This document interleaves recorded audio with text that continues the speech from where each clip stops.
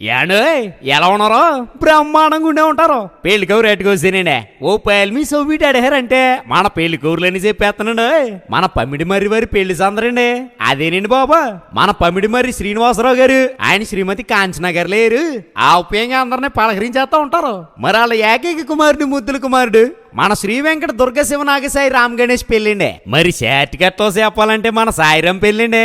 మరి మన సాయిరాం కోసం చెప్పాలంటే మంచి మనసున్నోడు సొగసైనోడు నలుగురికి నచ్చేవాడు నలుగురు మెచ్చేవాడండి. మరి పేరుకు తగ్గట్టుగానే ఆ మాటలోను ఆ పద్ధతిలోను లక్షణంగా ఉంటాడండి. మరి ఎంతైనా మన శ్రీనివాసరావు గారు అబ్బాయి కదండి, ఆ మాత్రం ఉంటదిలేండి.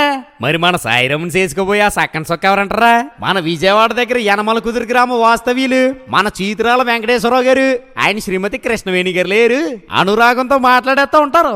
మరి వాళ్ళ ఏకైక కుమార్తె ముద్దుల కుమార్తె మన రూపాదేవి అండి. ఇదిగో కుటుంబ విలువలు తెలిసిన మంచి అమ్మాయి, ఎప్పుడూ సిరినవ్వు చిందించే గడుసు పిల్లండి. మరి కృష్ణమ్మ అందాలను కలబోసుకుని కొందన బొమ్మలా క్యూట్ గా ఉంటదండి. మరి అన్నట్టు చూసారే ఈ జంట అంతా చూడముచ్చటగా ఎంత చక్కకుందో. మరి ఈ చూడముచ్చటకుండే జంటకి పెద్దలు వివాహం నిశ్చయించారండి. ఇంతకీ పెళ్లి ఎప్పుడు అంటారా? ఈ నెల ఏప్రిల్ 29వ తారీఖున అనగా బుధవారం రాత్రి 7:53 ఇంతకీ పెళ్లి ఎక్కడంటారా? మన విజయవాడ బెంజ్ సర్కిల్లో the lorry owners association hall లేదు, అక్కడే అంగరంగ వైభవంగా అద్భుతంగా జరగబోతుందండి. అన్నట్టు భోజనాలు అంటారా? ఆ మాటగా వస్తున్నానండి.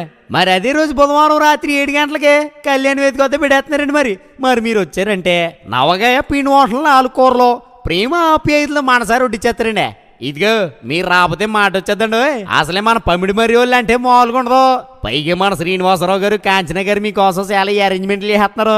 మీరు రాపితే మా వాళ్ళు బెంగడేసుకుంటారండి.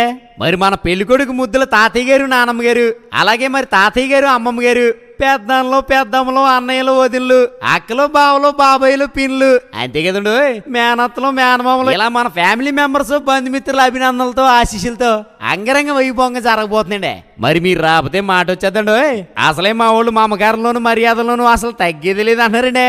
ఇంకా చాలా పెళ్లి అరేంజ్మెంట్లు ఉన్నాయండి. మీరు మాత్రం మర్చిపోకుండా బయలుదేరి వచ్చండి.